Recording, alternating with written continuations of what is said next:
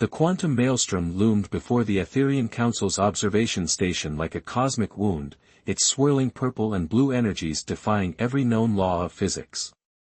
Captain Marcus Drake stood at the viewport, his weathered hands clasped behind his back, watching the spectacle with keen interest. Behind him, the council members, tall, crystalline beings known as the Etherians, argued in their musical language about yet another failed mapping expedition. 17 vessels lost in the past solar cycle alone, announced High Counselor Vexthor, his crystalline form pulsing with frustrated red light. Our most advanced quantum computers have failed to predict the maelstrom's patterns. We must accept that some regions of space are simply meant to remain unexplored. Drake turned from the viewport, his dark eyes reflecting the determination that had made him legendary among deep space explorers. At 53, his face bore the marks of countless adventures, including a distinctive scar that ran from his left temple to his jaw, a reminder of a close encounter with pirates in the Orion sector. What if, Drake began, his voice cutting through the council's debate, we're approaching this all wrong. What if the solution isn't in your quantum computers or AI systems, but in something much older? The council chamber fell silent.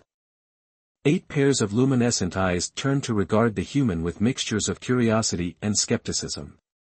Drake pulled out an old, leather-bound book from his coat, a genuine article that drew gasps from the technology-dependent Etherians. This, he said, holding up the book, contains navigation techniques developed by Earth's ancient mariners. People who crossed vast oceans with nothing but the stars to guide them, who learned to read the winds and currents like we read data streams today. High Counselor Vexthor's form shifted from red to a contemplative blue. Captain Drake, surely you're not suggesting that primitive methods from your planet's past could succeed where our advanced technology has failed? Drake smiled, the kind of smile that had preceded many of his most successful, and dangerous, ventures. That's exactly what I'm suggesting. The maelstrom behaves like a living thing, doesn't it? Always changing, never following the same pattern twice. That's exactly what Earth's oceans were like.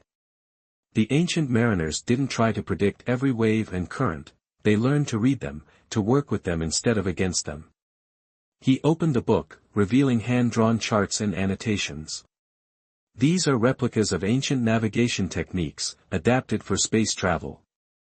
The Polynesian wayfinders, the Arab navigators, the Chinese admirals, they all developed methods that didn't rely on technology. Methods that might just work where your quantum computers are failing. Junior Counselor Lyra, her form barely containing her excitement, floated forward. But how would such analog methods work in the complexity of the maelstrom? Drake walked to the holographic display showing the latest failed attempt to map the phenomenon. Look at these energy patterns. They're not random, they're cyclical, like ocean currents. The ancient Polynesians could read the ocean by watching how waves broke around their canoes. I've been studying the maelstrom's energy waves, and they follow similar principles. He pulled out another item, a small brass sextant, modified with quantum sensors. This combines the best of both worlds. The wisdom of the ancient navigators with just enough modern technology to adapt their methods to space. I've been developing this system for years, testing it in smaller anomalies across the galaxy. The council members exchanged glances, their crystalline forms shifting through various colors as they communicated silently. Finally, High Counselor Vexthor spoke again. Your proposition is unprecedented, Captain Drake. But our situation is desperate. The maelstrom blocks the only viable route between the Etherian Empire and the Centauri colonies. Without a safe passage, millions will suffer. Drake nodded solemnly. I understand the stakes. Give me one chance. Let me take my ship, the Stellar Compass, into the maelstrom. If I'm wrong, you'll lose one ship instead of another fleet. If I'm right, we'll open up a route that could save your people. The council chamber erupted in discussion again, but Drake could see in their shifting colors that he had them. They were desperate enough to try anything, even if it meant putting their faith in what they considered primitive human methods. Very well, Vexthor announced finally. You have 48 standard hours to prepare. We will provide you with whatever resources you require. But Captain Drake, the High Counselor's form pulsed with intense white light, be aware that if you fail, the consequences for your reputation and that of Earth will be significant. Drake's smile didn't waver. I understand completely, High Counselor. But there's something you should know about Earth's ancient mariners. They had a saying, those who respect the sea never fear it. It's time we showed the Maelstrom some respect. As he left the council chamber, Drake could feel their doubts following him like shadows. But he had faced doubt before, had proven the impossible possible more times than he could count. In his quarters aboard the stellar compass, he opened his book again, fingers tracing the carefully preserved wisdom of Earth's greatest navigators. Tomorrow, he would begin teaching his crew the old ways, preparing them for a journey that would either make history or end in disaster. The Maelstrom pulsed in the viewport, its swirling energies seeming to beckon him forward. Drake smiled. Sometimes, the future needed the past to light the way. The stellar compass's observation deck buzzed with nervous energy as Captain Drake addressed his hand-picked crew. 20 faces looked back at him, 18 humans and 2 Etherians, including Navigator Zeltrin, whose iridescent form flickered with barely contained skepticism. What you're about to learn goes against everything modern navigation teaches, Drake began, unrolling a series of star charts on the holographic table. We're not going to fight the Maelstrom. We're going to learn its language. First Officer Jenna Rodriguez, a veteran of countless deep space missions, stepped forward to examine the charts. Her dark eyes narrowed as she studied the ancient markings. These patterns, they're similar to old Pacific Ocean current maps. Exactly, Drake nodded, pleased. The ancient Polynesians could read the ocean by watching wave patterns, bird flights, and star positions. We're going to do something similar with the Maelstrom's energy flows. Navigator Zeltrin floated closer, his crystalline form casting prismatic lights across the charts. Captain, with all due respect, the Maelstrom's energy patterns are quantum phenomena. They cannot be read like water. Drake pulled out his modified sextant. That's where you're wrong, Zeltrin. Energy flows are energy flows, whether they're ocean currents or quantum streams. The principles remain the same, we just need to adjust our perspective. He activated the holographic display, showing recent scans of the Maelstrom. Look here, see these ripple patterns? They're not random. They're responding to gravitational forces, just like ocean waves respond to the moon's pull. The ancient mariners learned to read these patterns through observation and experience. The next few hours were spent teaching the crew the basics of ancient navigation techniques. Drake showed them how to read the subtle changes in the Maelstrom's energy patterns, how to identify stable pathways by looking for consistent flow patterns, and how to use modified versions of ancient navigation tools. The Etherian quantum computers failed because they tried to calculate every possible variable, Drake explained. But the ancient navigators understood something crucial: you don't need to predict everything. You need to understand the fundamental patterns and trust your instincts. As the training progressed, even Zeltrin began to show interest, his form shifting to curious shades of blue and green. The crew practiced with simulators programmed to mimic the Maelstrom's behavior, learning to recognize safe passages through seemingly chaotic energy patterns. The ship's engineer, Raj Patel, had modified their sensors based on Drake's specifications. It's beautiful in its simplicity, Raj commented, adjusting the calibration on a quantum compass. We're not trying to impose order on chaos, we're learning to read the chaos itself. As the 48-hour preparation window drew to a close, Drake gathered his crew for final instructions. Tomorrow, we enter the Maelstrom. Remember your training. Trust your instincts. And most importantly, respect the void. It's not our enemy, it's our teacher. That night, as most of the crew slept, Drake stood in his quarters, studying the ancient charts one last time. A soft chime announced a visitor, Navigator Zeltrin. Captain, the Etherian began, his form pulsing with multiple colors, I must confess something. When I was assigned to this mission, I thought it was foolishness. But after today's training, I begin to see something my people have forgotten. Drake looked up, curious. And what's that? The value of intuition. Of experience passed down through generations. We Etherians have relied so heavily on our technology that we've lost touch with the art of observation. Zeltrin's form settled into a deep, thoughtful purple. Perhaps that is why we failed to understand the maelstrom. Drake smiled, closing his book of charts. There's an old Earth saying, the more advanced the technology, the more we forget the simple truths. Tomorrow, we're going to remind the galaxy of some of those truths. As dawn approached, the stellar compass hummed with preparation. The crew took their stations, each now equipped with both modern instruments and modified versions of ancient navigation tools. Through the main viewport, the maelstrom swirled and pulsed, its quantum energies creating patterns that, to their newly trained eyes, began to look less like chaos and more like a complex dance of forces. First Officer Rodriguez completed her final systems check. All stations report ready, Captain. Drake took his position on the bridge, his modified sextant at hand. He could feel the weight of history on his shoulders, not just the hopes of the Etherian Council, but the legacy of countless ancient navigators who had dared to venture into unknown waters. Remember, he addressed his crew one final time, we're not just testing a navigation method. We're proving that sometimes the old ways, the simple ways, still have something to teach us. Trust your training. Trust your instincts. The maelstrom beckoned, its swirling energies seeming to pulse with invitation. Drake took a deep breath, feeling the same excitement those ancient mariners must have felt when facing an uncharted ocean. Helm, take us in. Nice and easy. Let's show them how the old sailors did it. The stellar compass moved forward, its crew ready to make history, or become part of it. As they crossed the threshold into the maelstrom, Drake whispered an old sailor's prayer, guide us through the storm, and bring us safe to harbor. The stellar compass plunged deeper into the maelstrom, its hull vibrating against the quantum forces that threatened to tear it apart. Captain Drake stood steady at the helm, his eyes fixed on the swirling patterns of energy that surrounded them.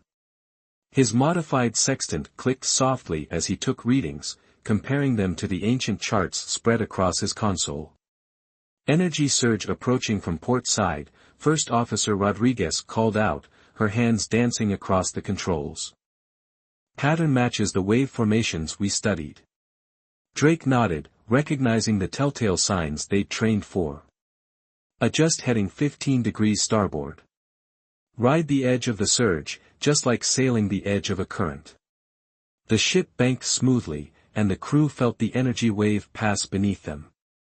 Instead of fighting against it, they let it carry them forward, deeper into the mysterious expanse. Navigator Zeltrin's crystalline form pulsed with amazement as he monitored their progress. Incredible, the Etherian whispered. We're covering distances that took our previous expeditions weeks to traverse. Suddenly, the ship's sensors blared in warning. Ahead, the maelstrom's energies coalesced into a massive vortex, its purple-blue swirls reminiscent of ancient whirlpools that had swallowed countless ocean vessels. All stop, Drake commanded, his voice calm despite the danger. Raj, give me a reading on those energy patterns.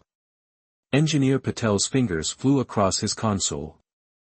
The vortex is generating quantum fluctuations unlike anything we've seen. But. He paused, adjusting his instruments, there's something else. Something at the center. Drake moved to Raj's station, studying the readings. His eyes widened as he recognized a pattern that shouldn't have been possible. Those energy signatures, they're artificial. The bridge fell silent as the implications sank in. Someone, or something, had been here before them. Through the swirling chaos of the vortex, a dark shape began to emerge, the unmistakable silhouette of a massive structure.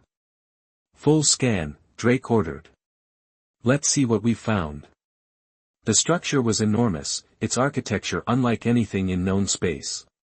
It appeared to be some kind of ancient space station, built by a civilization that had mastered the maelstrom's chaotic energies. But more importantly, it was still operational. "Captain," Zeltrin called out, his form flickering with excitement, "I'm detecting regular energy pulses emanating from the structure. They're creating ripple effects throughout the surrounding space, like a lighthouse," Drake finished, a smile spreading across his face. "The ancient mariners built lighthouses to guide ships through dangerous waters. This station is doing the same thing with quantum energy." Rodriguez leaned forward in her chair. "Are you saying someone built navigation markers inside the maelstrom?" "Not just markers," Drake replied, his excitement building. "Look at these energy patterns. They're not random, they're a network. This station is part of a system designed to guide ships through the maelstrom safely." As they watched, more patterns became clear. The quantum pulses from the station weren't just random emissions, they were creating stable corridors through the chaos, invisible paths that could be followed if you knew how to read them. "This is why the Etherian computers couldn't map the maelstrom," Drake explained. "They were looking for natural patterns, but these are artificial. Someone engineered safe passages through this space thousands, maybe millions of years ago. The crew worked tirelessly to document their discovery. Raj and Zeltrin collaborated to decode the station's energy patterns, while Rodriguez plotted the stable corridors they revealed. Drake carefully mapped everything, using both modern sensors and his modified ancient tools to create a comprehensive navigation guide. But their breakthrough came at a price. The deeper they ventured into the maelstrom's heart, the more unstable the region became. The ship's hull groaned under the strain of competing gravitational forces, and their shields began to fail under the constant quantum bombardment. "We need to pull back," Rodriguez urged as another energy wave rocked the ship. "The hull can't take much more of this." Drake studied his readings one last time. They had mapped several major corridors through the maelstrom, but he knew there were more secrets to uncover. The ancient station's presence proved that safe passage was possible, they just needed to understand its maker's methods fully. "One more reading," he insisted, adjusting his sextant. "There's something about these energy patterns we're still missing." As if in response to his words, the station's pulses suddenly changed. The quantum emissions shifted, creating a new pattern that rippled through the surrounding space. Drake watched in amazement as the chaos of the maelstrom began to align itself, forming a clear pathway leading deeper into the unknown. "It's not just showing us the way," he breathed, understanding dawning in his eyes. "It's teaching us how to navigate. The station isn't just a lighthouse, it's a library, preserving the navigation knowledge of whoever built it." The crew watched in awe as new patterns emerged, each one revealing another aspect of the maelstrom's complex nature. They weren't just finding a way through, they were uncovering the work of an ancient civilization that had mastered the art of quantum navigation long before humans or Etherians existed. "Begin recording everything," Drake ordered. "Every pulse, every pattern. We're not just going to map the maelstrom, we're going to learn its language." As the stellar compass held its position near the ancient station, its crew worked to preserve knowledge that had waited millennia to be rediscovered. They had come seeking a path through chaos, but they had found something far more valuable, proof that the greatest discoveries come not from fighting against nature's mysteries, but from learning to understand them. The ancient station's central chamber was a marvel of engineering that defied time itself. Captain Drake led a small team through its crystalline corridors, their footsteps echoing in spaces that hadn't known life for millennia. The walls pulsed with soft, bioluminescent light, responding to their presence like a sleeping giant slowly awakening. "These markings," Engineer Raj observed, running his scanner over complex patterns etched into the walls. "They're not just decorative. They're mathematical formulas, navigation coordinates encoded in geometric patterns." Drake touched one of the symbols, feeling a slight vibration beneath his fingers. The ancient mariners used to carve navigation marks into their tools, recording wind patterns and currents. These people did the same thing, but with quantum mechanics. Navigator Zeltrin floated ahead, his crystalline form resonating with the station's energy frequencies. Captain, these patterns. They're similar to ancient Etherian star maps. But they're far more sophisticated than anything my people have achieved. The team reached what appeared to be a control center, its curved walls lined with dormant consoles. At the room's center stood a holographic interface, still operational after countless years. As they approached, it hummed to life, projecting a three-dimensional map of the maelstrom. Raj, can you interface with it? Drake asked, studying the swirling patterns of light. The engineer connected his modified quantum tablet to the ancient system. It's incredible, Captain. The station isn't just mapping the maelstrom, it's actively manipulating it. These energy pulses we detected? They're maintaining stable corridors through the quantum chaos. First Officer Rodriguez's voice crackled over their comms. Captain, we're detecting massive energy fluctuations in the surrounding space. Whatever you've activated in there is having an effect on the entire region. Drake watched as new patterns emerged in the holographic display. It's not just showing us safe passages. It's showing us how they were created. The ancient builders found a way to stabilize quantum space itself. Suddenly, the station shuddered.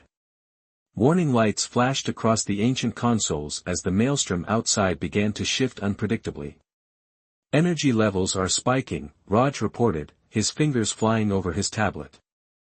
The station's trying to compensate, but the strain is overwhelming its systems. The maelstrom's patterns are collapsing, Zeltrin added, his form flickering with alarm. The stable corridors are breaking down. Drake rushed to the central interface, his mind racing. The ancient builders had left them more than just a map, they'd left them the keys to understanding the maelstrom itself. But with the station's systems failing, they were about to lose it all. Raj, download everything you can, he ordered. Zeltrin, help me understand these control patterns. There has to be a way to stabilize the system. As they worked, Drake's thoughts turned to the ancient mariners who had faced similar challenges. They hadn't just mapped the oceans, they had learned to read them, to understand their moods and patterns. The solution wasn't in the technology alone. Look at the energy flows, he said suddenly, pointing to the holographic display. They're not random. They're like tide patterns, responding to gravitational forces we can't see. Understanding dawned in Zeltrin's crystalline form. Just as your oceans responded to your moon's pull. The maelstrom responds to quantum gravitational forces, Drake finished. The ancient builders didn't try to control it, they worked with it, used its natural rhythms to create stable passages. Working together, they began to adjust the station's energy outputs, not fighting against the maelstrom's chaos but moving in harmony with it. Slowly, the violent fluctuations began to calm. Rodriguez, Drake called over the comm, are you seeing this? Affirmative, Captain, she replied, amazement clear in her voice. The maelstrom's patterns are stabilizing. Whatever you're doing in there, it's working. The holographic display shifted, revealing a network of stable corridors threading through the maelstrom like ancient shipping lanes crossing vast oceans. But more than that, it showed them how to maintain these passages, how to work with the quantum forces instead of against them. This is what the Etherian Council couldn't understand, Drake said softly. You can't impose order on chaos. You have to find the order that's already there. As they prepared to return to the stellar compass, Raj made one final discovery. Hidden in the station's databases were records left by its builders, a species that had mastered quantum navigation eons ago. They had built the station not just as a lighthouse, but as a teaching tool for those who would follow. They knew, Drake realized.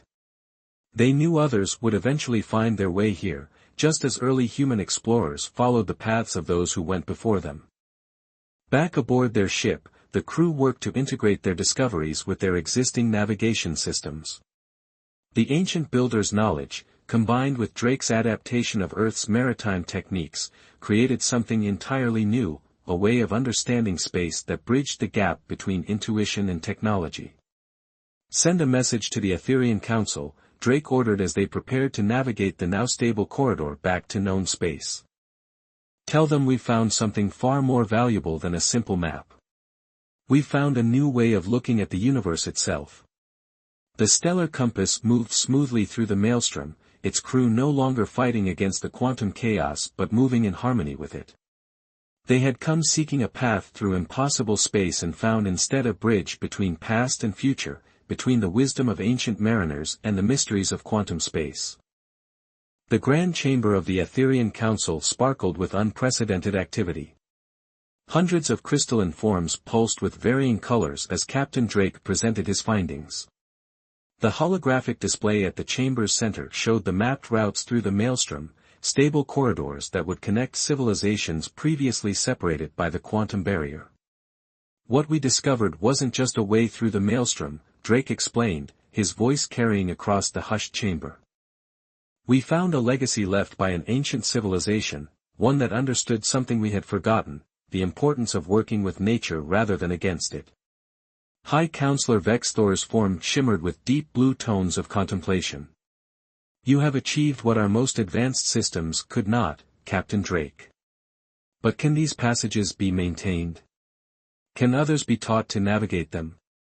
Drake gestured to Navigator Zeltrin, who floated forward. The Etherian Navigator's form glowed with pride as he activated a secondary display, showing the integrated navigation system they had developed. We've combined the ancient builder's quantum mechanics with traditional human navigation techniques, Zeltrin explained. The result is something entirely new, a navigation method that relies on both technology and intuition. Engineer Raj Patel stepped forward, holding up one of their modified sextants.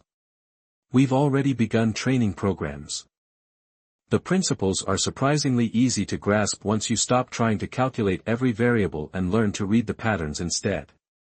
The demonstration continued as First Officer Rodriguez guided a group of Etherian pilots through a simulation of maelstrom navigation.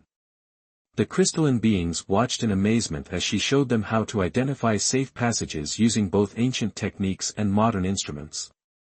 Notice how the quantum eddies follow predictable patterns, she explained.